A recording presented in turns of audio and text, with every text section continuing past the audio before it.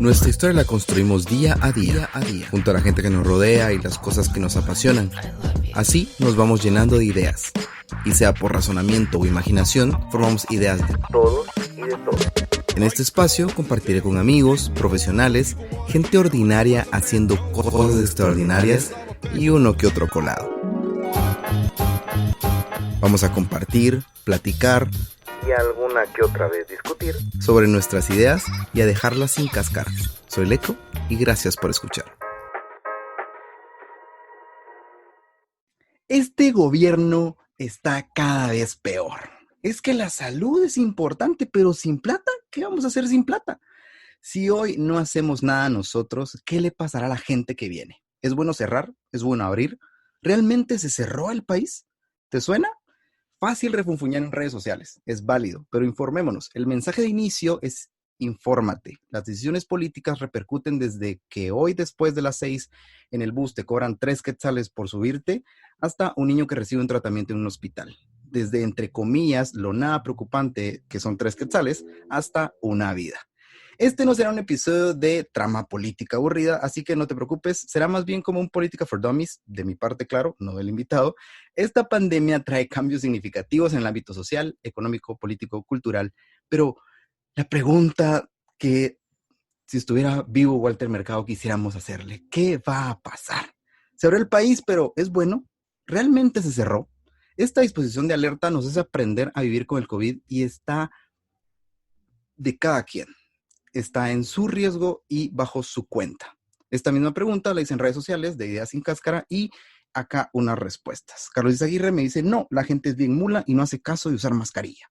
Flor Estrada dice, nunca se cerró el país. Lucía Viteri, y no porque se conoce a Guatemala por no comportarse y por culpa de unos pagan todos, pero sí por el respiro a la economía, que ningún negocio iba a aguantar más cerrado. Lupita Rami, el país nunca lo cerraron, las personas seguían saliendo, no todas respetaban y las que sí, seguimos. Johanna.sj, porque están priorizando la economía y no la vida. Gabriela Figueroa, no es bueno porque ni está controlado el virus y la economía tal vez sí, pero quién sabe, veremos. Estas respuestas, Guille Gómez no sé, Dalila no, Alexander sí no, Virginia Andreina sí, Natalie Huitz no, Jackie Elizabeth no, todos la tenemos. Ahorita todas las personas están en este vaivén de si es bueno, no es bueno, gente tonta, gente no tonta por salir o por no salir. Todos estamos igual de confundidos, pero para eso es este episodio. Hola gente, bienvenidos a Ideas Sin Cáscara, soy Leco y en el episodio de hoy está conmigo una persona que hace muchísimas cosas. Ese tipo de personas que son las que a mí me encantan, personas que se comen el mundo. Ella es licenciada, profesora, podcaster, analista, locutora, host, es directora del área de estudios internacionales en la Fundación Libertad y Desarrollo, trabaja en Libertópolis y también está en Jóvenes por Guatemala, donde promueve la formación ciudadana. Si me equivoco, por favor, me dices si me equivoqué. Ha tenido participaciones que en su radio, que en su televisión, que en sus medios digitales y ponemos la alfombra roja porque también está hoy con nosotros. Sin duda y con muchas ganas de que este nombre resuene en la política guatemalteca muy, muy, muy pronto. Está conmigo Dafne Posadas. Hola, Dafne. Hola, Leco, muchas gracias por la invitación. La verdad es que estoy muy emocionada cuando recibí tu mensaje para poder participar en este espacio de conversación, que al final de cuentas yo sí creo en el poder de la información, creo en el poder de la educación también, y creo que en la medida en la que las personas están más informadas y mejor educadas sobre los diferentes aspectos de la política, porque al final la política repercute absolutamente en todo, y sobre todo en las decisiones personales que nosotros tomamos en nuestra vida. En la medida que estamos informados sobre este proceso, pues probablemente vamos a poder tomar mejores decisiones y probablemente vamos a poder desempeñarnos mejor como actores responsables dentro de esta sociedad. Así que muchas gracias y estoy muy emocionada por todas las preguntas que vas a intentar ponerme por acá. Vamos a conocerte un poco y después a lo que nos atañe. ¿Qué te llevó a la política? ¿Qué hace que una mujer guatemalteca joven se involucre y le guste la política? Pues mira, esa es una pregunta bien interesante. La verdad es que creo que te comentaba en la previa de empezar a grabar, te comentaba que sí, obviamente es una pregunta que nunca me habían hecho muchas personas escuchan mi opinión en los diferentes espacios, pero no saben por qué yo opino de esta forma o por qué yo decidí involucrarme en estos temas. Y bueno, yo pues estudié en un colegio que tiene muchísima proyección social, es un colegio que te enseña a ver ese sufrimiento que existe en la sociedad, te enseña a ver como que todos los grupos que se ven afectados, y yo dentro de mi espacio de opinión o dentro de mi mente lo que pensaba era específicamente quién es el culpable de este sufrimiento, por qué hay tantos pobres en nuestro país, por qué no hay riqueza en nuestro país, por qué no se generan oportunidades que sí se generan en otros países del mundo, por qué mientras México o Estados Unidos u otros países logran avanzar, pequeños avances obviamente, pero que al final de cuentas son avances, porque esos países sí lo pueden hacer y nosotros no lo podemos hacer, o porque no hemos llegado a un punto en el que logramos pues alcanzar más niveles de riqueza en nuestro país. Y al final me doy cuenta que mucho de las decisiones políticas en nuestro país son decisiones que son egoístas, digámoslo así, o son decisiones que están mal informadas. Ves que tienes personas dentro de las autoridades que son personas que a lo mejor no están preparadas de la mejor forma. Vemos que tenemos instituciones muy débiles. Entonces, ver como todo esto desde una inocencia, ¿verdad? Porque yo era muy pequeña cuando tomé la decisión de estudiar esto, me llevó a pensar, y yo creo que también es parte de lo que yo consumía como niña, era siempre pensar en qué puedo hacer yo para cambiar mi entorno, qué puedo hacer yo para mejorar pues esos aspectos que a mí no me gustan. Y pues siempre tuve como esa proyección, no solo social, sino también proyección de liderazgo, e intentaba involucrarme en la mayor cantidad de actividades posibles. Y así es como yo pues poco a poco me voy dando cuenta que es a través de las relaciones internacionales y de la política, que yo de hecho creo que muchos de los que empezamos a estudiar relaciones internacionales tenemos la idea de que vamos a desempeñarnos en algún momento como funcionarios del Ministerio de Relaciones Exteriores o en algún momento como de la ONU, pero eventualmente pues esa formación o esa idea que yo tenía fue cambiando, y ahora estoy donde estoy porque sí creo en el poder del individuo frente a su sociedad. Así es de que creo que es un poco complejo, pero por aquí estoy, o sea, siempre tratando de aprender y siempre tratando de identificar esas áreas de oportunidad en las que nosotros podemos alcanzar a más personas o alcanzar a pequeños grupos en los que podemos influir y cambiar, pues, pequeñas sociedades, pequeños grupos, pequeños amigos, pequeños, no sé, lo que sea, pero cambiar al final de cuentas, y que sea un cambio positivo y que va a traer beneficios, porque obviamente en la medida en la que nosotros nos involucramos más, vamos a lograr pues cambiar esas cosas que no nos gustan. Quisiera hacerte un cuestionamiento. Estaba viendo tu feed y decía que habías salido y habías estudiado una licenciatura de Relaciones Internacionales y Comercio en la Marroquín. Correcto. Hay muchos supuestos en Guatemala. Creo que esto no solamente hablo de manera personal, pero siempre las personas, desde un simple meme hasta buscar un trabajo, y que la gente pueda definir tu hoja de vida por, es que sos de la Mesoamericana, o sos de la Universidad Rural, sos de la Marroquín. Entonces como que las personas o las posibilidades cambian y varían. Entonces quería hacerte este cuestionamiento. ¿Desde dónde te sitúas en Guatemala y qué te ha tocado vivir para que tengas ese acercamiento a la política y el querer involucrarte? Te lo pregunto porque las personas en todos los temas en el país se posicionan de X, Y, Z manera y dicen esto me gusta, esto no me gusta, y siento que la mayoría de personas alzan la voz por otras, no por lo que realmente están pasando o viviendo. En ese caso te lo puedo decir, las personas que viven metidas o inmersas en el gobierno, que sus ministros, que sus diputados, que su etc, etc, me da un poco de desconfianza el escucharlos y que ellos digan, no, es que el pueblo de Guatemala está sufriendo, es que el pueblo de no sé qué. Una Gloria Álvarez, un ejemplo. Incluso yo sé que aquí no hay estratificación, pero cómo la gente habla en voz de los pobres, de los necesitados, de los que no tienen trabajo. ¿Cómo hacen si ellos no lo han vivido? Te lo lleva la experiencia, el estudio, las convivencias que has tenido. Obviamente todos tenemos nuestro proceso, entonces ese es mi cuestionamiento para ti. ¿Cómo encontraste esta manera de decir esto me gusta y que va también acorde y no choca muchas veces tu vida personal con lo que tú decís o con lo que tú haces? Fíjate que Otra pregunta bastante interesante y algo que yo quiero dejar bien en claro, y es que en todas las cosas en las que yo participo por mí, yo participo por lo que yo soy, yo participo por mis ideas y por mi experiencia. O sea, cuando yo estoy hablando aquí, no estoy hablando en nombre de ninguna de las organizaciones en las que yo participo, sino hablo por mí, por Dafne Posadas, que soy yo, ¿verdad? O sea, y obviamente no estoy persiguiendo ningún interés.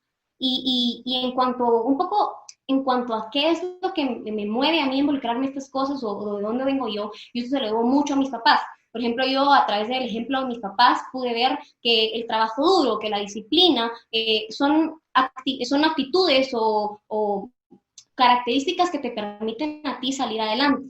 Y obviamente con muchas dificultades si tú no tienes como las mejores herramientas a tu disposición. Entonces, para mí ver, como por ejemplo en el ejemplo de mis papás, cómo se lograron superar, que venían pues, de pronto una situación económica no tan agradable, y lograron superar e ir avanzando en el tiempo para lograr darme a mí, pues, las mejores opciones posibles y para darle a mi hermana también las mejores opciones posibles. Eso fue algo que a mí pues siempre me ha motivado y es algo que yo tengo dentro de mis características. Y algo también que mis papás me enseñaron a mí desde muy chiquita es que si tú quieres algo tienes que trabajar por ello y que tienes que buscar las opciones que te permitan alcanzar tus sueños. De hecho, me decías ahí que yo estudié en la Marroquín. Yo creo que siempre es un error hacer generalizaciones absolutas de los estudiantes. Por ejemplo, yo puedo decir, todos los de la USAC fuman marihuana, que no es cierto, ¿verdad? Hay muchas personas que no fuman marihuana. Todos de la USAC se la pelan, eso no es así. O puedo decir, todos los de la Landívar siempre van al R cuando existía, y eso no es así. O sea, es un error cometer falsas generalizaciones. Yo también creo que hay muchas personas de la Universidad Francisco Marroquín que son personas que están haciendo cambios importantes dentro de su sociedad o dentro de sus espacios. Y yo estudié en Amarro precisamente, bueno, cuento un poco, digamos, por qué he decidido yo estudiar en Amarro, porque fue una decisión mía y no fue una decisión que tomaron mis papás. O sea, de hecho, a mí me tocó convencer a mis papás de poder estudiar en la Marroquín. Entonces, digamos que yo decido esto porque yo te comentaba hace un momento que estudié en un colegio en el que siempre buscaba involucrarme en la mayor cantidad de actividades posibles. Entonces, una de las actividades en las que yo me involucro, que de hecho con un grupo de amigas y colegas, formamos el club de debates, o sea, el club de debates en el colegio en el que yo estudié, y luego pues empezamos a participar en las actividades de debate competitivo que organizaba la Asociación de Debates en la Marroquín. Entonces, así es como yo tengo ese primer acercamiento con la Marroquín. La Asociación de Debates es una organización que generalmente es manejada por estudiantes de ciencias políticas. Y entonces yo, pues al acercarme, yo soy muy curiosa, yo al acercarme a ellos, a preguntarles un poco sobre lo que hacían, lo que estudiaban y demás, me doy cuenta que es una carrera que es muy afín a mis intereses y es una carrera que es muy afín a lo que yo percibo. Entonces yo empiezo a hacer mi exploración de opciones dentro de los diferentes espacios universitarios que tenía disponibles y que estaban dentro del presupuesto de mis papás y que no estaban dentro del presupuesto de mis papás. Entonces yo veo, ¿verdad? Cuando veo lo que me tocaba pagar en la Marroquín, yo hago un trato con mis papás y les digo, miren, yo voy a conseguir una beca. No sé cómo todavía, pero voy a conseguir una beca. Entonces yo estudio en la Marroquín precisamente por una beca que me gano en Fundación Volar. Fundación Volar es una organización, pues es una fundación que da becas a mujeres que deciden estudiar carreras en la rama de las ciencias sociales. Entonces yo por eso estudio en la Marroquín. Entonces ver, por ejemplo, todo lo que te comentaba, ¿verdad? El ejemplo del colegio, el ejemplo de las actividades en las que me desempeño, las actitudes de mis papás que me transmiten a lo largo de mi vida, son un poco de ver eso que uno puede salir adelante. Entonces yo al darme cuenta que esas opciones no están disponibles para todos, porque obviamente la educación es algo que esté disponible para todos, no todos tienen acceso a internet, no todos tienen acceso a diferentes actividades que les permitan saber cuáles son sus intereses. Yo al darme cuenta de esto, obviamente pienso que bueno, y que no sé si es un privilegio, yo no le llamaría un privilegio, pero qué dicha la que yo tengo de poder hacer lo que me gusta, de estudiar lo que me gusta, de perseguir las opciones y perseguir mis sueños, pero ojalá más personas tuvieran estas oportunidades, porque lo que vemos lamentablemente en nuestro país es que muchos de los jóvenes se quedan estancados o muchas de las personas de los jóvenes se van de nuestro país porque no encuentran esas opciones. Entonces, yo, digamos, lo que sí me gustaría ver en un futuro es que esas personas que tienen muchísimo talento, que en nuestro país hay muchísimo talento, hay muchísimos recursos también, que esas personas pudieran contribuir al desarrollo de la sociedad. Yo sí creo en el poder, te mencionaba hace un momento, yo sí creo en el poder que el individuo tiene para cambiar su sociedad, y creo que en la medida en la que más individuos tienen ese chip activado de cómo ellos pueden transformar sus sociedades, cómo ellos pueden tener esas oportunidades de cambio, cómo ellos, a pesar del contexto del que vengan, no importa de dónde vengan, pero que logren tener acceso a estas oportunidades, creo que es algo así importante, y eso es algo un poco lo que a mí me inspira, lo que a mí me mueve a participar en los diferentes espacios en los que participo. Qué bueno, gracias. Realmente era un cuestionamiento que veo, lo leo, lo percibo mucho de las personas que también, también estudiaron conmigo, pero desde el inicio que comentaste que ni tus papás ni tú tenías contemplado cómo el gastar esta plata, hasta el final de lo que comentaste, de que hay muchas personas que son útiles y que pueden ser muy útiles para el desarrollo de nuestro país, se engloba siempre esta situación de la economía.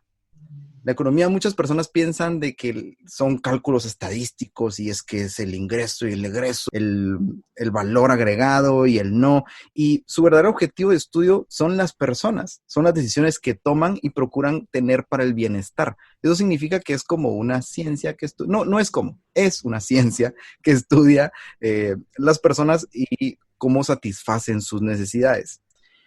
Esto en Guatemala es terrible.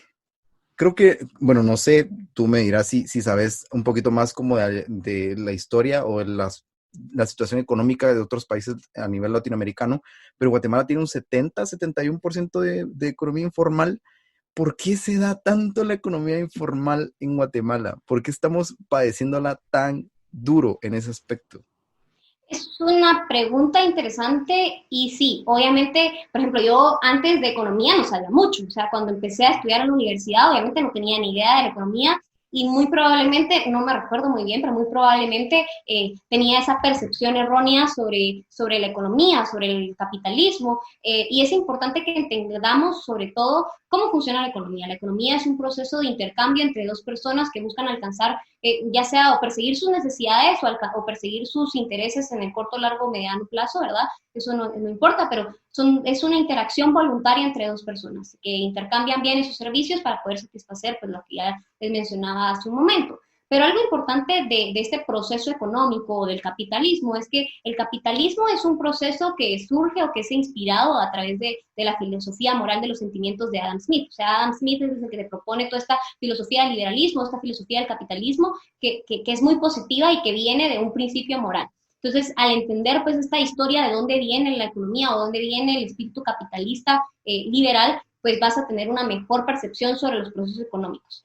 Eso es importante que lo digamos. Luego, hablar un poco sobre la economía de nuestro país es bien complicado porque obviamente somos producto de nuestra historia y pues a lo mejor en otro espacio lo discutimos de manera más detenida, pero efectivamente en nuestro país hay un 70% de población que participa dentro de la economía informal y hay un 30% que participa dentro de la economía formal. ¿Qué es la economía informal y qué es la economía informal? La economía formal está constituida pues, por todas las personas jurídicas formales que participan dentro de empresas constituidas legalmente, que están inscritas en la SAT, que pagan sus impuestos, etcétera, etcétera. ¿Qué tienes que hacer tú para poder pertenecer dentro de este esquema legal, formal de la economía? Pues bueno, tienes que alcanzar un cierto nivel educativo, tienes que estar registrado en las diferentes instituciones del gobierno, tienes que tener pues esas habilidades que muy probablemente si tú no logras tener las oportunidades que mencionaba hace un momento, no vas a poder participar dentro de este espacio. Entonces, cuando tú comparas, digamos, estas cifras del sector formal e informal, ves que en nuestro país también tienes altos niveles de desnutrición, altos niveles de analfabetismo o personas que no logran alcanzar pues, niveles altos en su educación. Entonces, en la medida en la que tienes una población que tiene pocas capacidades o pocas habilidades para poder responder a las necesidades de estas empresas formales que están constituidas dentro del régimen legal, entonces, obviamente perteneces al sector informal y el sector informal es precisamente todas estas personas que no están registradas o que su participación dentro de la economía, que sí sigue siendo economía, obviamente, porque hay una relación de intercambio que mencionábamos hace un momento, pero lo único que no tienen es esa formalización. Pues que obviamente es producto de todo ese fracaso o subdesarrollo político que no hemos tenido por muchísimos años. Entonces, en la medida en la que nosotros pues logramos rescatar la política, yo sí creo que es posible que logremos trasladar toda esta serie de beneficios o trasladar toda esta serie de oportunidades a más personas. Y entonces ocurre ese derramamiento pues de oportunidades y entonces generas pues ese cambio de economía informal hacia economía formal porque entonces ya tienes un mayor nivel de capacitación en tus personas de tu país, ¿verdad? Y eso es lo que vemos en los diferentes países de América Latina. Hay países que tienen más o menos economía formal o informal. Por ejemplo, Chile tiene un bajísimo porcentaje de economía informal y es precisamente eso, o sea, dejando de un lado todos los procesos históricos que ocurren en Chile para poder alcanzar esos niveles de de desarrollo, pues sí, es un producto de tener mejores niveles de educación, de ofrecer mejores oportunidades a sus ciudadanos. Entonces, por eso rescato tanto esa idea de cómo la política está involucrada en todo, porque si tú tienes políticos inexpertos, si tienes autoridades que no saben el tema, si tienes una burocracia poco profesional, entonces lo más probable es que no van a saber ejecutar políticas públicas que respondan a las necesidades de la población. Y ahora mismo vemos que las necesidades de la población son probablemente educación o tener mejores habilidades para poder pertenecer dentro de ese sector de la economía que les va a proteger o les va a garantizar un sueldo, digamos, constante o estable para poder planificar en el largo plazo. Hay como un mito, bueno, no sé, de mi parte, como la gente dice, es que está bien, no pago impuestos, pero cuando voy al supermercado o algo así, sí pago mi IVA, o sea, sí pago lo que me están diciendo, sí pago la tarjeta de circulación de mi vehículo y etc, etc. ¿Hay algo positivo en la economía informal o todo es negativo y que no están en el régimen y no están pagando impuestos igual que todos? Yo creo que lo positivo de la economía informal es que te deja ver eso, ¿verdad? Que la economía es un proceso de intercambio y es un proceso de intercambio de bienes o servicios y no importa si es legalizado o no. O sea, lo que te deja ver es que existe un espíritu de emprendedurismo, existe un espíritu de salir adelante, de satisfacer tus necesidades en el corto, mediano, largo plazo, y entonces en la medida en la que tú identificas esas oportunidades que te están presentes en tu población y que las puedes identificar dentro de la economía informal, pues entonces te vas a dar cuenta que probablemente si tú ofreces más oportunidades a estas personas, pues ese emprendedurismo se traslada a términos formales. Un dato curioso o un dato que de pronto nos puede ayudar o contribuir con esta línea argumentativa es, por ejemplo, el 70% de la economía del país pertenece al sector informal, el 30% pertenece al sector formal, pero cuando tú ves el dato de cómo se constituye el Producto Interno Bruto, que es más o menos como el indicador de qué tan bien o qué tan mal está tu economía, el 80% del PIB es producto de la economía formal y el 20% del PIB es producto de la economía informal. Entonces, imaginemos, o sea, es un supuesto, obviamente, pues habría que hacer proyecciones un poco más afinadas. Yo no soy economista y obviamente no las voy a poder hacer probablemente, pero imagínate que lograras trasladar un alto porcentaje de personas que pertenecen al sector informal de la economía al sector formal, y entonces lo que ocurre probablemente es que nosotros lograríamos mejorar nuestro desempeño económico pues a nivel país, y eso obviamente son señales de mercado que permiten generar mayores incentivos a potenciales inversionistas o potenciales socios comerciales, y esto siempre es muy positivo. O sea, en la medida en la que hay un incremento en los niveles de ingreso de los individuos, pues vas a alcanzar también mejores niveles de desarrollo. Yo sé, esto va a sonar como muy loco, el de que voy a tratar de cruzar temas, pero ya van a ver por qué más adelante. Bueno, a ver si me sale. Ahora vamos a hablar de la pandemia. Es que quería tener el conocimiento como un poco, obviamente, explicado y más amplio de la economía en sí, porque es lo que estamos viviendo ahorita, lo que se va a vivir dentro de unos años, pero si no más me recuerdo, 2009, el H1N1. Del 2009 al 2020, que vivimos que la cólera, que el ébola, que el Zika, algo estaba sucediendo. Estamos siendo como destruidos por dentro a través de diferentes pandemias, que estaba viendo un en vivo que tú tuviste hace algunas semanas y decías que nosotros como seres humanos nos sentíamos invencibles muchas veces. Nosotros pensábamos de que no había nada que nos podía destruir. Ahorita nos puso en jaque a todos los países. ¿Tú pensás que en estos años algo nos estaba diciendo todas estas enfermedades? ¿Será que desde ese inicio del H1N1, que lo vivimos acá en Guatemala, que se vacunó mucha gente, desde ese momento, si hubiéramos tomado cartas en el asunto y hubieran habido reglas claras de juego y el Estado se hubiera preocupado por esa situación, ahorita no la estuviéramos pasando tan mal? Mira, o sea, yo siempre digo esto en diferentes espacios. El hubiera no existe. O sea, el hubiera literalmente no existe, es un hipotético y es algo que no puedes jugar con el tiempo. O sea, el tiempo ya pasó y ya estuvo. Pero lo que sí te digo es, por ejemplo, lo que sí vemos es que ahora mismo, con el manejo de la pandemia, lo que ves es que tienes un sistema de salud completamente colapsado, tienes muchísimos problemas en la ejecución de los diferentes programas sociales del gobierno, por parte del Ministerio de Economía, por parte del Ministerio de Desarrollo. Hay terribles deficiencias burocráticas y terribles deficiencias por parte de nuestras autoridades. Desde materia de comunicación, ¿verdad?, de comunicación de las disposiciones presidenciales y de los demás pues, proyectos que se están implementando para responder a la pandemia, hasta pues, esos programas de ejecución o cómo responden nuestras autoridades dentro del Congreso. Entonces, en la medida en la que nosotros vamos identificando esos problemas que estamos teniendo ahora mismo con la pandemia, podemos darnos cuenta y ver un poco hacia atrás que esos problemas no son problemas nuevos. O sea, siempre hemos tenido problemas en ejecución, siempre hemos tenido autoridades que son muy malas para comunicar, siempre hemos tenido instituciones pues, bastante deficientes en la ejecución de los diferentes programas. Entonces, obviamente, si en algún momento nosotros respondemos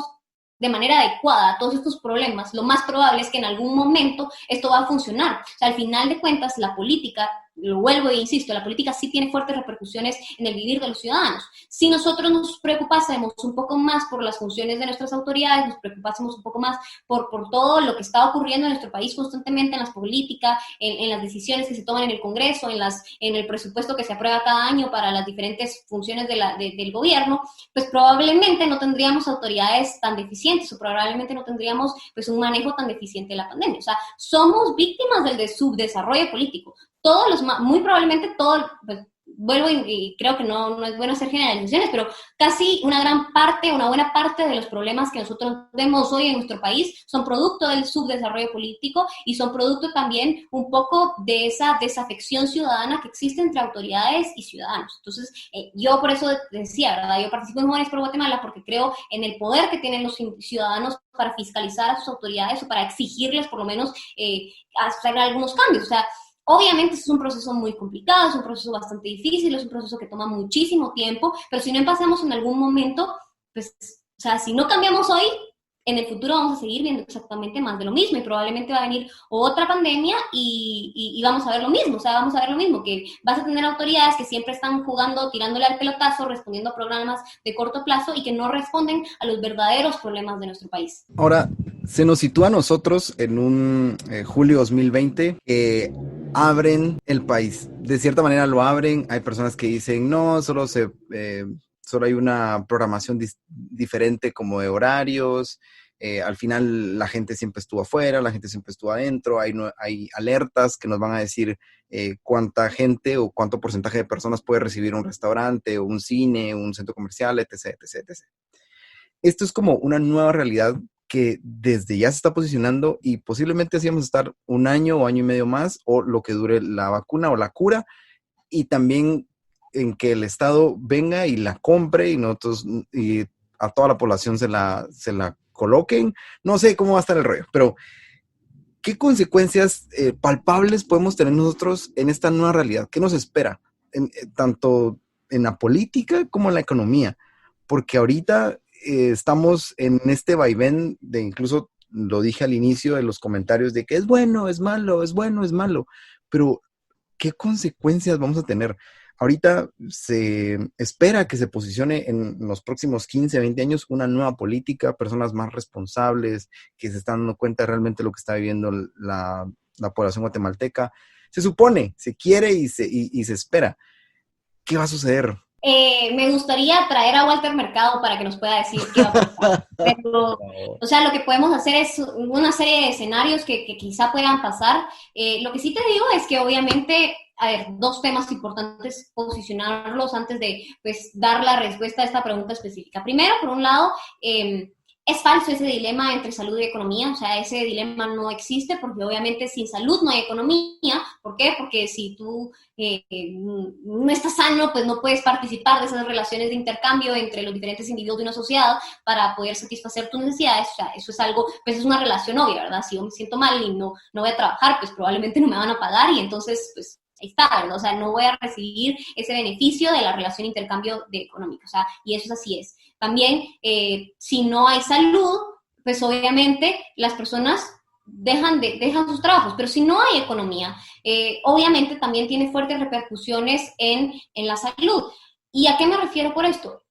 Mencionábamos hace un momento cuál es el concepto o cuál es pues esa definición de economía, y lo definimos de manera muy amplia porque la economía sí es un proceso de intercambio humano, es un proceso humano.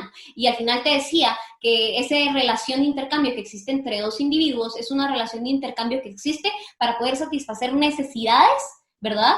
Y también para satisfacer pues sueños o intereses en el corto, mediano o largo plazo. Entonces, a partir de esta definición, tú puedes intuir que si no existe esa relación de intercambio entre dos personas o entre dos actores de la sociedad, lo más probable es que estas personas no van a lograr satisfacer sus necesidades y tampoco van a lograr, pues, tener una vida sana porque van a tener, pues, pueden desarrollar una serie de problemas psicológicos porque se sienten frustrados o pueden desarrollar una serie de emociones fuertes que pueden desembocar en fuertes problemas sociales. Entonces, o sea, este falso dilema que nos han planteado, que nos han intentado plantear, es bien importante que dejemos claro que es un falso dilema, o sea, no existe ese dilema. Luego, por otro lado, también mencionar que estoy muy de acuerdo con esos comentarios que nos leías al principio que decían, nunca hubo un cierre. O sea, si te das cuenta, los niveles de movilidad, al menos dentro de la ciudad, dentro del departamento de Guatemala, los niveles de movilidad se redujeron muy poco.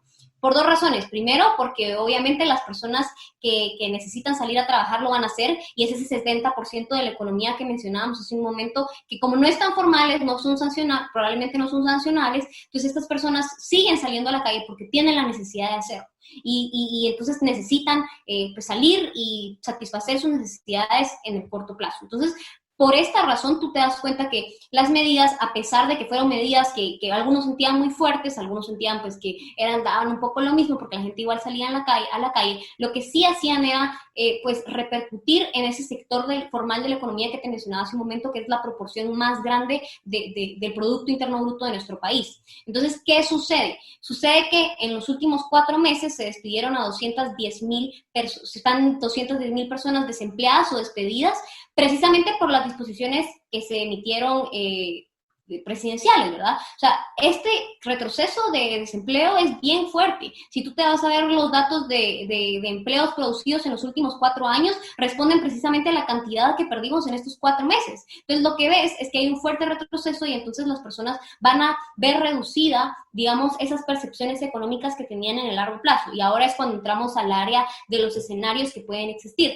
Yo sí veo que en un corto o mediano plazo puedan existir pues diferentes proyectos políticos que están alineados a esta idea del populismo. ¿Por qué? Porque entonces vas a ver a muchas personas que dejaron de tener esas percepciones económicas, que sufrieron un shock muy fuerte, y entonces en la medida en la que estas personas dejaron o abandonaron esas percepciones económicas, ellos sienten que necesitan que alguien les responda, que alguien se haga responsable de esas acciones que cometieron pues diferentes decisiones políticas, ¿verdad? Entonces, en este sentido, las personas probablemente se sientan alineadas o se sientan de alguna forma atraídas por proyectos socialistas o por proyectos populistas, que pueden ser de izquierda o derecha. Eso es bien importante que lo dejemos claro, pero proyectos populistas al final que van a intentar ofrecer proyectos políticos de corto plazo para que esas personas puedan regresar o alinear nuevamente esas percepciones económicas que tenían hace un momento. Entonces ahí es cuando tú te das cuenta que la política, que la economía, que la forma en la que nos desempeñamos dentro de la sociedad importa, y importa todo el tiempo. Entonces por eso es que es tan importante, digamos, que los proyectos populistas afectan, ya sean de izquierda o de derecha, afectan de igual forma a las sociedades, porque vemos, por ejemplo, en Estados Unidos con Donald Trump, ves que tienes un proyecto populista que hizo muchísimo daño, sobre todo en materia de comercio internacional, y que al final tiene sus consecuencias económicas para la gente que vive por allá y también para los que vivimos acá. Y luego ves proyectos populistas de otro tipo, como por ejemplo el caso de AMLO en México, que es un proyecto populista pues más de izquierda. O sea, Trump es un populista, digamos, de derecha y AMLO es un populista, digamos, de izquierda, pero al final los dos se encajan dentro de esta misma categoría, y al final con AMLO, por ejemplo, puedes ver decisiones erráticas que toma en respuesta a esta pandemia. Al final, los proyectos populistas van a hacer muchísimo daño a toda nuestra región, no solo Centroamérica, sino la región latinoamericana en general, porque ves que va a haber una contracción muy fuerte del PIB, y que esa contracción muy fuerte lo que genera es que datos de la ONU, ¿verdad? O sea, 45 millones de pobres en 2020, precisamente por la pandemia y por las disposiciones que los gobiernos han emitido. Entonces, todo este escenario que se va proyectando son escenarios que al final nos ponen en peligro, y lo que más ponen en peligro al final es al individuo frente a estas estructuras de poder o estas estructuras políticas que no son pues estructuras políticas formales, instituciones que respondan a ese individuo, sino que son estructuras que persiguen sus propios intereses, ¿verdad? Entonces, al final son diferentes escenarios los que se pueden proyectar, pero yo al menos el de populismo en la región nuevamente exacerbado sí lo veo muy claro. Ahorita que ampliaste un poco la lupa a países de Norteamérica, el bono familia se da a través de préstamos que solicitó Guatemala y ya sea países del Banco Mundial o el Fondo Monetario Internacional, están dando cierta fluidez a estos países que están siendo muy afectados, pero también esto te lleva al endeudamiento. Estamos precisamente en una guerra comercial entre que tu Huawei, o sea, entre Estados Unidos, China, y ver qué se estaba posicionando de mejor manera. ¿Cómo se va a negociar estos protocolos entre los países para que se logre salir de esta crisis? Porque además de esto, de la situación que te comento del Banco Internacional y muchos países que están dando préstamos, hace un par de semanas Trump mencionaba al coronavirus como el virus chino. Se sale como de muchas presiones sobre este ambiente. El gobierno chino saca reporteros estadounidenses. Merkel, no sé si es presidenta, Primer eh, ministro. a primer ministro en Alemania, ya está a punto de salir. Putin creo que se va a reelegir otra vez. El Brexit ya se dio. O sea, se están pasando muchísimas cosas en el mundo. ¿Cómo se van a empezar a dar estos protocolos para que se inicie nuevamente a que la economía empiece a subsanar? Porque se empiezan a acercar muchos procesos en donde van a haber países, tratar la manera de hacer una desglobalización, ya no pedir cosas en diferentes países, sino decir, no, mejor traigamos las industrias a nuestros países. Va a haber como un cierto sentimiento de patriotismo, de nacionalismo, de decir, no, ahora, antes, hace 2 años o un año, se decía y se abría las puertas a los inmigrantes, ahora no, porque pueden estar contagiados, porque nos pueden traer cosas negativas. Entonces ahora, entre procesos de nacionalismo, entre deudas, entre crisis, entre guerras comerciales, muchas personas tienen total razón en ponerse a llorar y decir, ¿qué está sucediendo? ¿Qué va a pasar? Más personas que tienen a su familia o que tienen hijos y dicen, ¿qué mundo estamos dejando a las personas? Yo sé, hice muchas preguntas, lo siento, pero es que es mucha información. Perdón. Sí, es interesante, ¿verdad? Yo creo que lo que podemos analizar ahí, obviamente, nuevamente, creo que insisto, necesitamos aquí a Walter Mercado para que nos tire las cartas, nos diga específicamente qué va a pasar, que incluso así yo creo que de pronto tal vez no le atina, ¿verdad? O a lo mejor sí, no lo sé, pero obviamente, nuevamente, proyectar escenarios y yo sí, por ejemplo, yo soy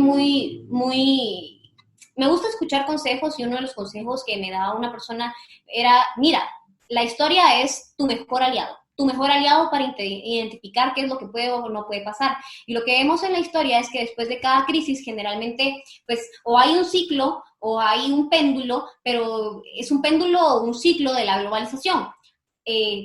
Un momento de globalización muy fuerte es seguido por una crisis y entonces esa crisis ya sea o genera más globalización o puede resultar o desembocar en estos escenarios pues, que son un poco más nacionalistas. Entonces, lo que tú ves precisamente en todos estos procesos históricos es que a la globalización le sigue un periodo de contracción hacia los nacionalismos. ¿Qué significa esto? Que entonces los diferentes países van identificando o van asociando la crisis con la globalización, con esa expansión de los mercados, con esa expansión de las relaciones políticas con los diferentes países. Y cuando existe eso, cuando ocurre esto de buscar un culpable de las diferentes crisis, es cuando se exacerban los nacionalismos, que son muy peligrosos, porque al final lo que es un nacionalismo muy fuerte es esa alienación del individuo por perseguir sus intereses individuales y perseguir los intereses de una nación como conjunto. Entonces, obviamente eso es peligroso en materia de libertad política, económica y social,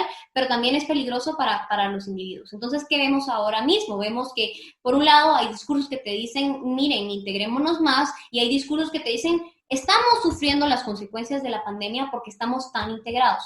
Y es ese discurso, precisamente tú mencionabas hace un momento, el discurso que tiene Trump con China. O sea, lo que sucede con Trump, que es digamos, una especie de nacionalista, lo que sucede con Trump es que identifica uno de los grandes problemas para Estados Unidos, que es el problema de la economía, Y entonces él se da cuenta, ok, hay un problema de desempleo, hay un problema de economía, y entonces logra vincular o logra identificar que el problema de la economía es, número uno, los chinos, porque se están robando el empleo que podrían producir las fábricas en Estados Unidos, eso es falso, porque obviamente el precio de la mano de obra en China y en Estados Unidos pues jamás sería el mismo por diferentes condiciones. Pero luego también Trump te dice, miren, los inmigrantes latinos están viniendo a robar nuestros trabajos, que nuevamente es falso porque obviamente la mano de obra de una persona migrante ilegal no va a ser la misma, no va a tener el mismo precio que un estadounidense que probablemente está mejor calificado. Entonces, estas falsas ideas que te van posicionando los nacionalismos surgen a partir precisamente de identificar culpables. Ahora mismo lo que vemos precisamente en el escenario internacional o en el tablero internacional, ves que hay algunas propuestas o algunas ideas de identificar este virus como chino, y ves también que China está tomando una actitud un poco fuerte con diferentes países. Ves conflictos como el de China-India, ves conflictos como el de China-Hong Kong, que son posicionamientos de China de ir expandiendo pues esa red geopolítica de poder que tienen, y obviamente pues posiblemente podría generarse pues ese polo o una guerra fría, digámoslo así, entre China y Estados Unidos por consolidarse como el poder económico más fuerte del mundo. Eso por un lado. Luego ves que también pueden ocurrir pues esas retracciones de los nacionalismos, ¿verdad? Que hay países que probablemente vayan a decidir ser más estrictos con sus protocolos, ya sea de seguridad o bioseguridad. Van a ver, por ejemplo, en Estados Unidos, esto es bien curioso, un dato que al final de cuentas creo que a lo mejor es cercano para nosotros, pero cuando ocurre la crisis en 2001 de las Torres Gemelas, cuando ocurre esto, lo que hace Estados Unidos es cerrarse, ¿verdad? Y entonces imponer protocolos más estrictos de seguridad. Entonces, lo más probable es que los países del mundo quieran imponer protocolos más estrictos de bioseguridad para responder pues a todo este caos que está ocurriendo. Pero también puede ser que hayan algunos países que decían apelar a estos principios liberales de libre intercambio, de libre comercio, de la interacción entre los diferentes individuos y las comunidades, que pueden resultar muy positivas. Un gran ejemplo de esto es, por ejemplo, la integración de la Unión Aduanera en torno hacia 1953, si no estoy mal, se empieza a integrar la primera Unión Aduanera en Europa, que es la unión aduanera entre los países del Benelux, Francia, Alemania e Italia, y es una unión aduanera que identifica que en la medida en la que van expandiendo esas redes comerciales, muy probablemente van a lograr recuperar sus pequeñas economías de escala. Por ejemplo, un proyecto interesante para Centroamérica probablemente sea que las pequeñas economías de escala de estos 7 países se integren en una región económica un poco más fuerte y que esta región económica pueda participar dentro de ese proceso comercial globalizado que existe en el mundo. Y esto podría responder, por ejemplo, a necesidades que tengan otros países como Estados Unidos, que probablemente va a empezar a identificar otras oportunidades de mercado, sobre todo en las cadenas de valor, que son ahora globales. Probablemente las cadenas de valor alineadas un poco a estos discursos nacionalistas o un poco más regionales, vayan a ir identificando áreas de oportunidad con vecinos más cercanos. Por ejemplo, Estados Unidos podría identificar qué vecino puede ofrecerles estos beneficios o ofrecerles los productos o servicios que les ofrece ahora mismo China. Si nosotros fuéramos una región integrada, probablemente podríamos responder a todas estas nuevas necesidades de mercado que van a ir teniendo los diferentes actores económicos y políticos del mundo, pero pues al final es parte de esa voluntad política que vamos viendo, porque la voluntad política decide, ¿verdad? Si nos inclinamos por una decisión ultranacionalista o si nos inclinamos por una decisión que nos lleva a más integración y más globalización, que al final pues tiene muchísimos beneficios desde una perspectiva de mercado, ¿verdad? Y también desde una perspectiva social. Hay un libro muy bueno que es un texto de Douglas North, si no estoy mal. Creo que no es Douglas North, pero déjame revisar por ahí el dato, pero te habla sobre los beneficios de la globalización y cómo en la medida en la que hay más globalización, tienes también más niveles de educación, más niveles de desarrollo y menos niveles de analfabetismo, más esperanza de vida. Entonces vas viendo como los efectos de la era expansiva de la globalización. Triste que tengamos que estar sujetos a actores externos, pero creo que es el momento de que más allá del análisis que le puedas dar a la gente que nos escucha y a mí, porque yo soy la primera persona que está aprendiendo acá, ¿qué tenemos que hacer o cómo tenemos que tomar esta nueva realidad y empezar a formarnos como personas, como empresas y como gobierno? Porque ahorita está este vaivén de estoy haciendo lo correcto, estoy haciendo lo incorrecto, están estos protocolos de desinfección o de higiene que tenemos que tener para nuestra casa, como que los ciudadanos de a pie estamos haciendo lo necesario para no contagiarnos y tratar de conseguir un trabajo, tratar de ver la manera en cómo podemos seguir adelante y estar bien económicamente a un futuro y hoy, pero ¿cómo lo ves o cómo podemos tomar no solamente buenas decisiones para nuestra vida, sino también para nuestra sociedad, como empresas, como individuos y el gobierno en sí? Es una pregunta otra vez bien interesante. Yo lo he dicho en los diferentes espacios en los que participo y es una frase que yo creo que las personas que tengo el privilegio de que me escuchen, ¿verdad?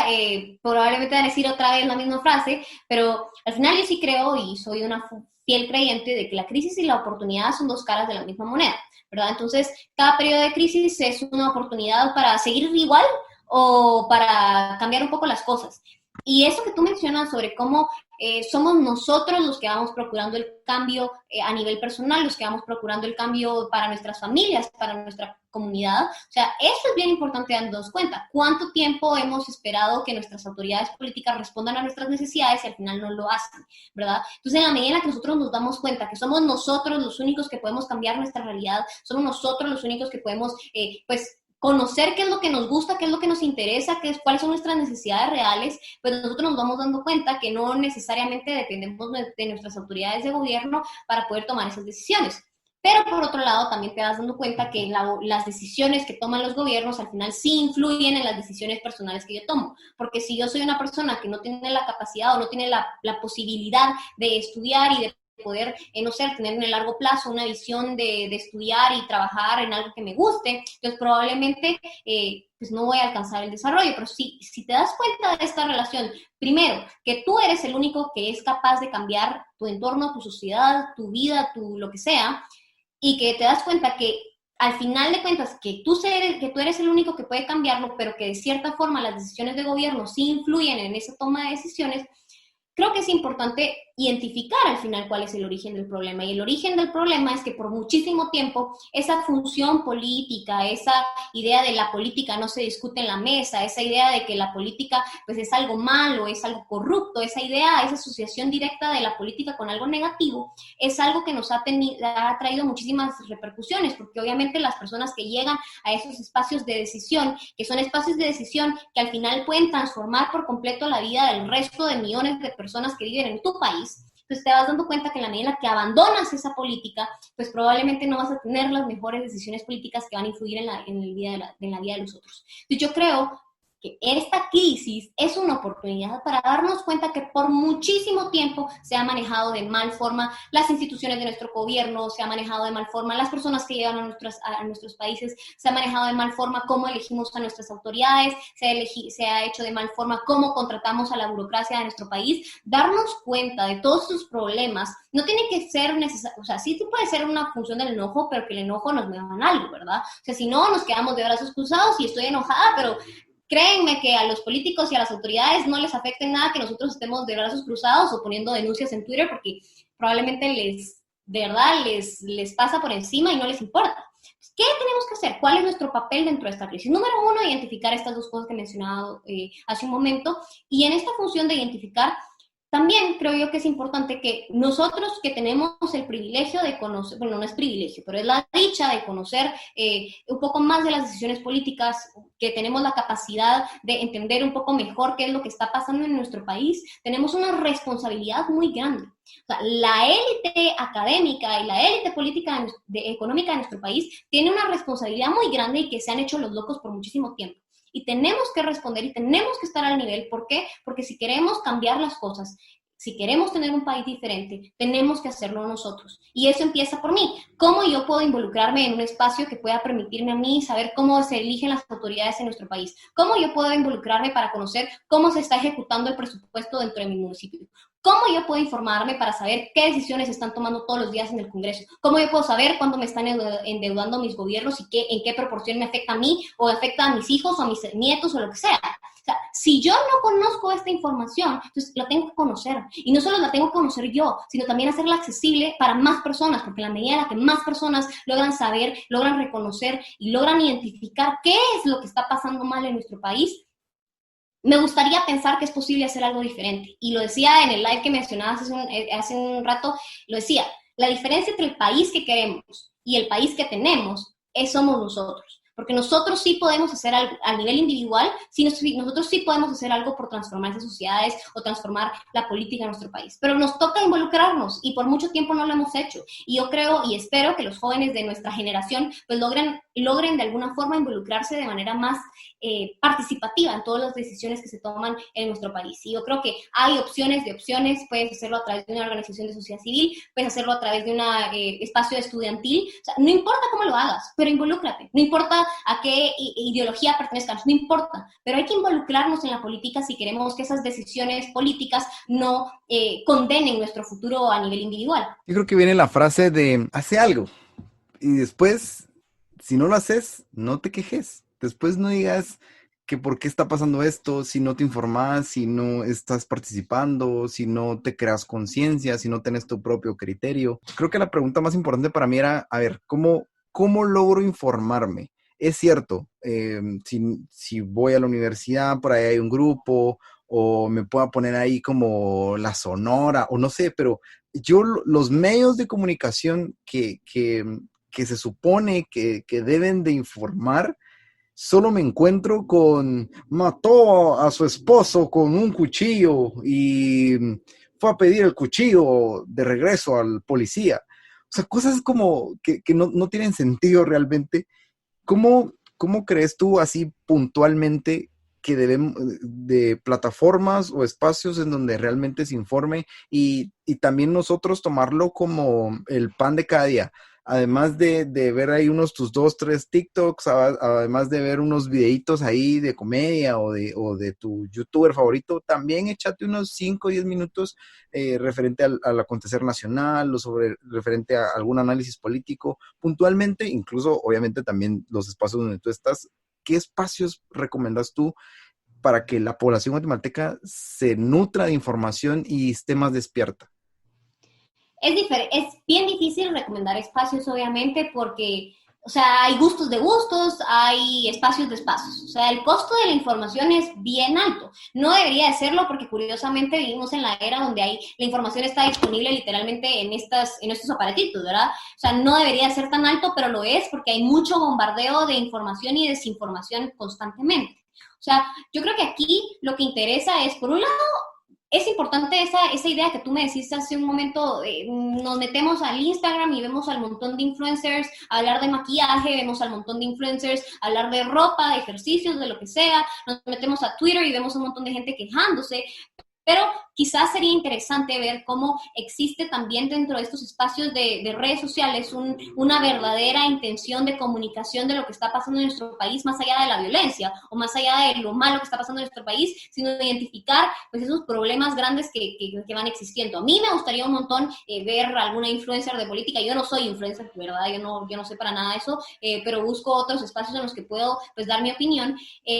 Pero también creo yo que hay algo interesante aquí que debemos hacer, y yo lo mencionaba al principio de esta grabación, y es precisamente la responsabilidad que va detrás de conocer, o la responsabilidad que te va detrás de tener esta educación o de tener estas habilidades. Y es la responsabilidad de cómo yo como individuo logro alcanzar a más personas. Yo hace un par de años tal vez participé en un proyecto que me gustó muchísimo, que era un proyecto del NDI en el que se llamaba Jóvenes Liderando Debates. Íbamos a diferentes espacios de otros departamentos del país y en el que buscábamos llegar a través de esta práctica, este ejercicio del debate a diferentes comunidades o a diferentes jóvenes de otras comunidades de nuestro país. Y al final no se trata de esperar de brazos cruzados a que la gente se informe, sino se trata de cómo yo puedo llegar a esas personas que no están informándose y que probablemente no tienen ni los incentivos, ni el conocimiento, ni las habilidades para poder informarse. O sea, yo no te digo que les des de comer a la gente en la boca la información, porque no es eso, porque lo que yo sí creo es que el individuo tiene que crear su propio criterio, pero sí que nosotros, los que tenemos esas oportunidades, los que tenemos estas habilidades, debemos buscar de qué forma podemos involucrarnos y llegar a los jóvenes de más allá. O sea, yo me impresionaba muchísimo y recuerdo muchísimo a un montón de jóvenes que estaban en estos espacios y que tenían ese deseo, esa intención de cambiar las cosas en sus comunidades y de cambiar el país, ¿por qué no? Y ellos lo que me decían o lo que me contaban, recuerdo muy bien a un chico, Herbert, que era de Cobán, no era de Cobán, pero digamos las actividades se desarrollaron en Cobán y él era de una comunidad de por ahí, pero Herbert quiere ser presidente de Guatemala. Y él me decía, a mí me molesta y me cae re mal que siempre todas las cosas de política lo que pasan es en Guatemala, en la ciudad. O sea, no hay, no, ¿por qué no vienen aquí? Me encanta que ustedes hayan llegado hasta acá. Entonces, nos toca a nosotros ver cómo podemos llegar a todos esos jóvenes, porque si no lo hacemos, les estamos fallando. Si no lo hacemos, vamos a seguir viendo más de lo mismo y vamos a seguir con esta idea de que todo lo que pasa en la ciudad es lo único que pasa en nuestro país, y no es cierto. Si no nos damos cuenta de las realidades o de otras realidades o de otros contextos, probablemente no vamos a lograr proponer esas soluciones creativas que realmente necesita nuestro país. Tenemos que salir de la burbuja, tenemos que salir a conocer otros departamentos, tenemos que salir a conocer esa realidad, tenemos que salir a informar. Es nuestro, o sea, debería de ser nuestro deber ciudadano. O sea, yo decía, ser ciudadano no es solo votar cada 4 años, sino ser ciudadano involucra un montón de decisiones que tomamos en nuestro diario vivir, desde cómo me informo yo con las noticias hasta cómo yo con la gente que probablemente no le importa la política les cuento un poco sobre lo que está sucediendo en mi país, porque me interesa que lo sepan, y he visto muchísimos cambios en amigas o amigos que en los espacios en los que yo participo se los voy compartiendo y me dicen, bueno, yo no sabía esto, y eso es lo valioso, o sea, lo valioso de que tú puedas transformar tu realidad o tu comunidad con las personas más cercanas y con las personas que no tienen esos beneficios que tú sí tienes. ¿Y la licenciada Posadas va a participar o quiere participar en la política a futuro? Es una pregunta interesante. Yo creo que mi función por ahora es continuar con estos espacios de comunicación. Mi función por ahora es seguir aprendiendo. Tengo muchísimas aspiraciones académicas todavía que me gustaría completar, porque al final yo, si algo sostengo, es que para tú ser una autoridad, o sea, es algo bien curioso, ¿verdad? Y creo que cada 4 años nos vamos dando cuenta de esto. Cuando tú optas un trabajo, hay un CV, ¿verdad? Presentas tu CV y hay un perfil de requisitos que tú tienes que cumplir para poder estar en ese puesto. Pero para ser un diputado o para ser un presidente de un país no tienes esos requisitos. Y creo que obviamente no los puedes exigir porque no, ¿verdad? O sea, el principio universal de elegir y ser electo, pero sí creo que las personas que aspiran a esos cargos deberían de tener esas aspiraciones académicas para llegar a los espacios de decisión y tomar las decisiones con una formación y con un bagaje incluso de conocer las diferentes realidades del país. Hasta el momento yo no me siento, digamos, preparada para poder aspirar a un cargo político y creo que me falta muchísimo para poder hacerlo, pero no lo sé, o sea, creo que hay muchísimo futuro y creo que mientras siga haciendo, participando en los espacios en los que participo y mientras siga, pues siendo fiel a mis principios y siendo fiel a lo que yo creo, voy a lograr, pues de alguna u otra forma cambiar, no sé si la realidad de muchos, pero sí estoy segura que la realidad de unos pocos voy a lograr transformar y al final lo que yo creo es eso, el poder del individuo frente a su sociedad y a su espacio y su contexto. Sí, voy a colocar un comercial acá en el podcast. Marca con una X a la licenciada Posadas. Ahí si me tiro en algún futuro, quién sabe, ¿verdad? Yo no, como le digo, no es algo que descarto por completo, pero tampoco es algo que esté dentro de mi plan en el corto o mediano plazo, ¿verdad? O sea, no es algo que me he sentado a pensar bien y también reconocer que obviamente nuestras instituciones políticas han estado abandonadas por tanto tiempo que obviamente va a ser difícil llegar ahí y pintarte con una bandera blanca y empezarte a ensuciar porque, o sea, lo cierto es que te toca ensuciarte, remover a toda esa gente que no está haciendo bien las cosas, te va a tocar enfrentarte a un montón de cosas y es una función que necesitas estar muy bien preparado. Por eso te digo, no digo que sí, pero tampoco digo que no. Pues, pero creo que nos alejamos un poco del tema principal. Sí. Quiero que me des tu punto de vista o realmente lo que notas conforme otros países también han tomado ese mismo camino en el transcurso de la pandemia. En muchos países abren de cierta manera o normalizan un poco más el tránsito de las personas y hay repuntes en los contagios diarios. en otros no, en otros se ha mantenido. Entonces, ¿cómo podés notar el proceso en Guatemala de esta reapertura, entre comillas, o normalización, o porcentajes más que salgan las personas a la calle? ¿Y cómo lo ves? ¿Crees que en septiembre, octubre vamos a tener ya 2,000 infectados diarios? ¿Crees que en 2021, cuando se dé, entre comillas, también, porque acá no hay nada seguro, la vacuna o la cura, vamos a tener 3,000 infectados diarios? ¿Cómo notas que se está dando esta situación en Guatemala y qué nos espera?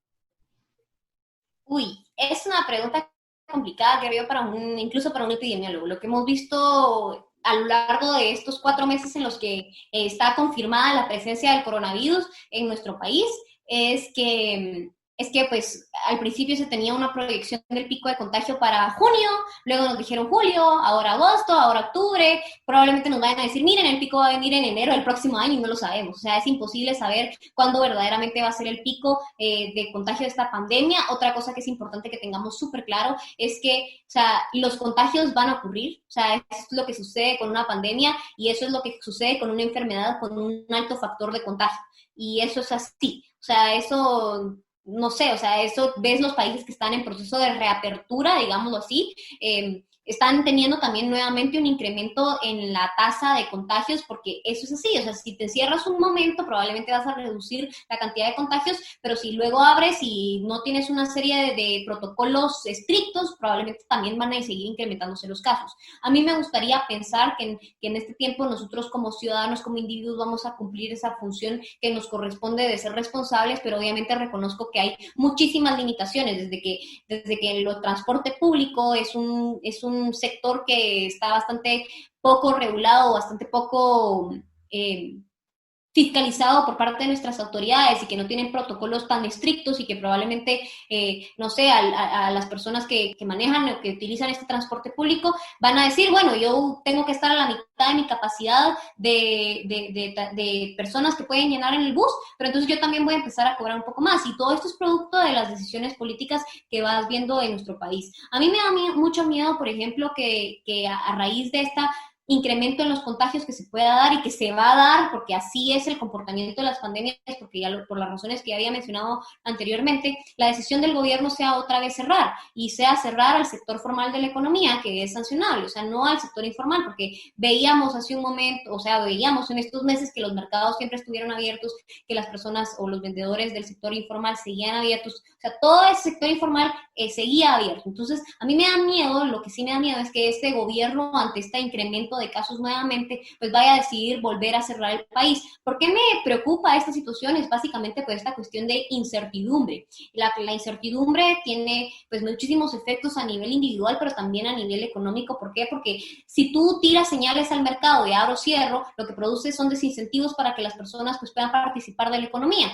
Ahora mismo tú ves que están abriéndose los centros comerciales, están abriendo pues los diferentes espacios de comercio, y obviamente las personas no necesariamente se van a ir a comprar un montón de cosas porque hay incertidumbre, no saben cuánto tiempo más va a durar la crisis, no saben si el día de mañana podemos perder nuestro trabajo, o sea, eso no lo sabemos. Entonces, como no lo sabemos, estamos inciertos y no podemos tomar decisiones en el corto, mediano o largo plazo. Y a nivel macro también eso afecta, porque en la medida en la que nosotros no tenemos esa serie de protocolos claros, estrictos, no se identifique una estrategia o un rumbo claro sobre hacia dónde debemos ir, probablemente los actores económicos van a decidir pues tal vez no actuar con nosotros, y eso afecta, por ejemplo, desde el nivel desde el nivel de la industria del turismo hasta niveles comerciales más macro, ¿verdad? O sea, no sé, al final yo creo que vamos a ver un incremento de casos, sí vamos a ver un incremento de casos, es muy probable que sigamos viendo ese desastre del sistema de hospitales en nuestro país, que lo hemos visto por muchísimo tiempo, pero claro, como a muchas personas no les afectaba, entonces decían de la vista gorda o no les importaba, o cuando habían propuestas para reformar el sistema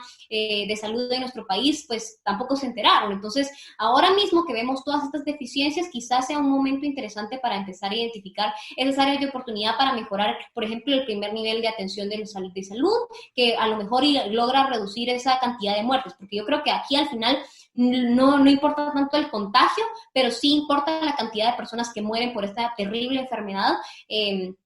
que al final es producto de qué tan buena o qué tan mala atención reciben. Entonces, si yo pudiera opinar o si yo pudiera tomar decisiones sobre las acciones concretas que debería tomar el gobierno en el corto plazo, son no acciones cerrar a la gente, sino acciones sobre cómo ejecutan o cómo refortalecen el sistema de salud de nuestro país y también cómo ejecutan los millones de quetzales que aprobaron para poder proveer esos bonos de asistencia social, porque hay muchas personas que perdieron su trabajo y hay muchas personas que los necesitan. Entonces, en la medida en la que nos vamos enfocando más en lo que puede hacer el gobierno y que probablemente pueda hacer mejor forma que encerrarnos o no encerrarnos y controlar una curva de contagios que se va a dar inevitablemente, lo que sí pueden hacer ellos es controlar esa calidad del sistema de salud y controlar esa ejecución en los programas de asistencia social. Y ya para concluir, yo sé que a veces esta pregunta puede sonar como algo tonta o contradictoria con lo que se está viviendo, pero quería hacértela porque realmente es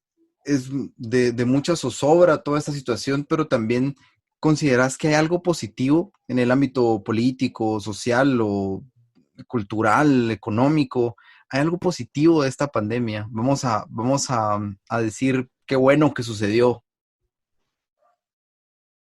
Uy, no lo sé si vamos a poder ver hacia atrás y a pesar del dolor que trae esta pandemia, vamos a poder decir, wow, esta pandemia nos ayudó a cambiar, a lo mejor sí, a lo mejor no, y nuevamente eso depende de nuestras acciones en lo individual y las acciones que toman nuestras autoridades de gobierno y en la medida en la que nosotros vamos fiscalizando esas decisiones que ellos van tomando. Yo esperaría que sí podamos ver resultados positivos de esta pandemia a pesar de todo ese dolor, resultados como por ejemplo, que la ciudadanía de alguna u otra forma se dé cuenta que el gobierno tiene muchísimas deficiencias y de alguna u otra forma se pueda involucrar un poco más dentro de estos procesos políticos, que los gobiernos también se vayan dando cuenta un poco sobre la gran responsabilidad que tienen en sus manos por fortalecer cada una de esas atribuciones que ellos se van adjudicando. O sea, en un principio, y que obviamente esto es tema para otra cosa, pero en un principio los gobiernos nacen o los estados modernos nacen con esa función de proveer seguridad y justicia, y con el tiempo van adjudicándose otras diferentes funciones, pero en la medida en la que se van adjudicando esas otras funciones, pues tienen que seguir garantizando la seguridad y la justicia y etcétera, etcétera, etcétera. O sea, en la medida en la que se van adjudicando ellos solitos esas funciones, pues tienen que ser responsables de cumplirlas de manera adecuada para toda la población. En la medida que nos vamos dando cuenta de esto, probablemente sea muy positivo y luego, no sé, creo que también algo que podemos rescatar es que nuestras autoridades pues puedan darse cuenta que tienen que ser creativos y tienen que dejar un poco de lado esos intereses cortoplacistas, esos intereses, no sé, que a veces les nublan las decisiones políticas y que no permiten pues generar acciones de alto impacto, puedan darse cuenta de las consecuencias y el sufrimiento que trae la corrupción, que trae el subdesarrollo político, que trae que autoridades incompetentes estén en los espacios de la política, etcétera, etcétera. Y por ejemplo, un tema bien claro que lo mencionaba hace un momento, que es esta idea de la integración económica de Centroamérica. Por ejemplo, yo decía hace un momento, la integración de Europa sucede precisamente porque en un periodo de la posguerra se dan cuenta que están tan mal que las economías de escala probablemente no van a poder rescatar toda esa economía y no van a poder responder a las necesidades de sus personas. Entonces, en la medida en la que se dan cuenta, van integrándose. Probablemente, no sé, una de las grandes deficiencias de nuestra integración centroamericana ha sido precisamente pues esa voluntad, esa ausencia de voluntad política por concretar un proyecto que sea un poco más unificado y que al final permita la facilitación comercial y facilite los procesos económicos entre los individuos de toda la región, porque somos economías muy pequeñas que de pronto no resultamos lo suficientemente atractivas para gozar de los diferentes procesos económicos del mundo. Entonces, no sé, a mí me gustaría pensar que las autoridades se den cuenta que nosotros como Guatemala solitos, como El Salvador solitos, como Nicaragua solitos, no vamos a lograr salir de este gran embrollo que trajo la pandemia y que de pronto como un bloque económico sí lo logramos hacer. Hay muchas cosas que podrían pasar en el hipotético. Yo te decía, no creo en el hubiera, pero tampoco creo en el ojalá, ¿verdad? Hay que ver las decisiones y hay que ver de en qué medida nosotros también vamos acompañando todos estos procesos que van a irse desembocando a raíz de esta pandemia. Gracias, Dafne, de verdad. Me alumbraste mucho y creo que lo importante es lo que estamos viviendo, tomar la responsabilidad del caso y poder informarnos. La gente, ¿en dónde puede escucharte o en qué espacios puede informarse y escucharte y aprender un poco más? Gracias, la verdad es que yo decía hace un momento, yo no soy influencer, de verdad que nunca he tenido esa vocación de ser influencer porque porque trato de mantenerme un poco alejada de las redes sociales, pero donde me mantengo más activa, digamos, en la función política es en Twitter, que me encuentran como @DafnePosadas. Y por ahí voy poniendo como los diferentes espacios de participación que yo tengo, tanto con la fundación como con la Fundación Económica para la Educación Económica, que es SEDUFI. Ahí sacamos una serie de podcasts que permiten entender un poco mejor el proceso económico. También pueden escucharme los viernes en Libertópolis, que tenemos un programa en el que intentamos como desarmar un poco pues todos los procesos que van aconteciendo durante la semana. En fin, yo voy poniendo por ahí algunos artículos que también voy escribiendo con el tiempo y bueno, les digo, yo no soy ninguna autoridad, estoy aprendiendo, se dan cuenta que soy joven, ¿verdad? Pero estoy aprendiendo y me gusta la idea de pensar que puedo ayudar o contribuir a que más personas se sientan interesadas por estos procesos. Así es de que si me siguen en Twitter pueden escucharme por ahí o leerme por ahí. Y eso, o sea, al final también voy compartiendo pues algunos artículos que me llaman la atención o algunos materiales que creo que son importantes, pero al final creo que sí depende de cada quien. Creo que depende de que cada quien vaya identificando cuáles son esos medios de comunicación más asertivos, cuáles son esos espacios que están un poco más o menos afines a ellos. En fin, creo que es la función individual, sí tiene muchísimo impacto acá. Quería terminar con una pregunta. ¿Cómo te sientes tú con la cuarentena? Pues no sé, creo que al principio sí me tocó estar bastante encerrada, o sea, sí estuve por lo menos un mes así en cuarentena estricta, luego me tocó volver al trabajo y creo que ese volver al trabajo me permitió tener una estructura que de pronto muchas personas que permanecieron en sus casas durante estos 4 meses no la tenían. Entonces, en este sentido, por ejemplo, a mí salir a la calle todos los días y salir en el carro y darme cuenta que seguían muchas cosas abiertas, que había muchísima gente en la calle, pues me permitió darme cuenta que obviamente no había una cuarentena estricta como tal, ¿verdad?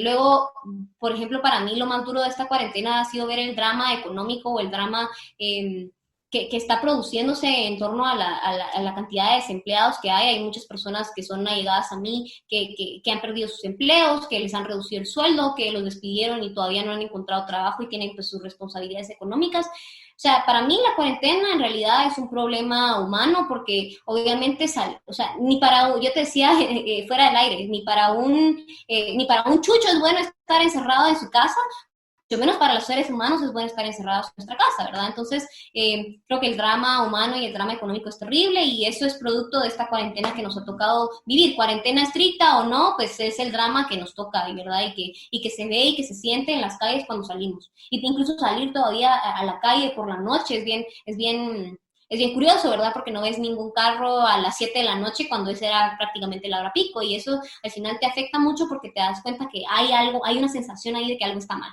O sea, porque las personas salimos a la calle y las personas tenemos que participar de esa sociedad y que cuando tú te alejas al individuo o alienas al individuo de su sociedad, pues pueden producirse muchísimos males.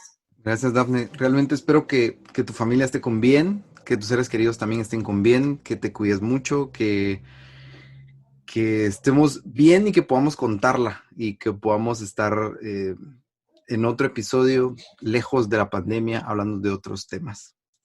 Así es, y muchas gracias por la invitación, Leco. La verdad es que fue un espacio bien diferente a los espacios que generalmente suelo participar, pero creo que al final esa idea que tú me decías hace un momento, ¿verdad? Porque piensas como piensas, es importante entenderlo y muchas gracias por el espacio y espero que de verdad pues más personas puedan sentirse atraídas a todos estos procesos políticos y que se vayan dando cuenta que la política no es algo que debe estar alejado, ni es algo que fuera de la estratosfera, ni es algo que solo sirve para los corruptos. O sea, la política es un proceso del que todos sufrimos las consecuencias y creo que es importante que nos vayamos dando cuenta de esto. Así es de que muchas gracias a ti por este espacio y muchas gracias a las personas que nos acompañaron en este podcast, que yo sé que hablo mucho y hablo muy rápido, pero espero que les haya servido de algo.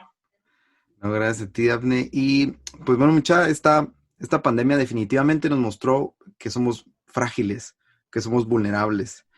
Ver las calles vacías a lo largo del mundo demuestra que este planeta seguirá con o sin nosotros. Dependerá de nuestras decisiones qué suceda más adelante.